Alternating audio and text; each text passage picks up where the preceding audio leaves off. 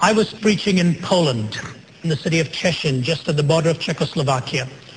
And a young, beautiful girl, 17 years old, stood up to give her testimony. Her name was Jarmila. Never forget that story. You hear so much as you travel, I forget most of it. This one I will never forget. 17 years old. And my interpreter, a medical doctor by profession, turned to me and said, Ravi, you want to listen to this story because when this story is over, there will not be a dry eye in this crowd. And there were well over 2,000 people there in that tent, including people from hospitals in their beds and stretchers right in the front row. And she said, to summarize it, told her story of how she struggled with God and fought God and became angry with God. I won't go into the reasons. In many ways, I could hear the heartbeat, why she said she was angry with God. And she said, finally, I swore to God I would have absolutely nothing to him. And then I said this to him, I want you to know I will never, ever join my hands together in prayer to you because I hate you. I do not like what you have done with my life. She said that evening after I finished saying that, I decided I didn't want to live anymore. I was going to go into the world of opera and prepare in Czechoslovakia and Poland, but life didn't seem right. I'd already expressed my anger to God and my family. I got onto my bicycle that night and I was going to go and commit suicide. So I waited for a train to come by.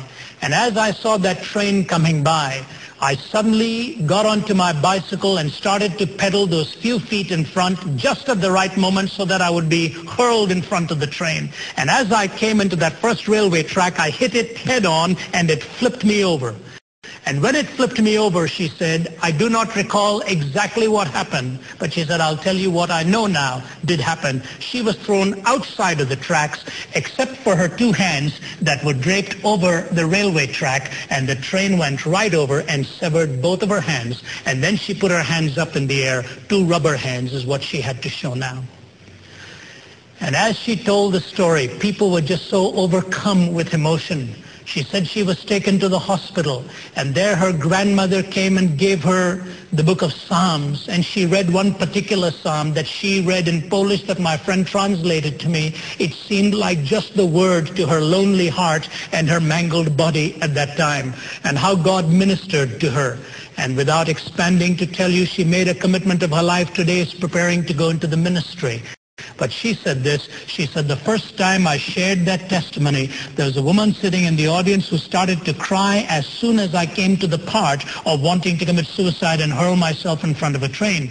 And she came to Jarmila afterwards and said, I was in that train that ran over this teenage girl a long time ago. And she said, when that conductor told us that a girl had tried to commit suicide and that her hands had been chopped off in the process, she was being rushed to the hospital, I bowed my head in that train and said, God, whatever else happens through this experience, will you teach that little girl that you love her and want to bring her to yourself?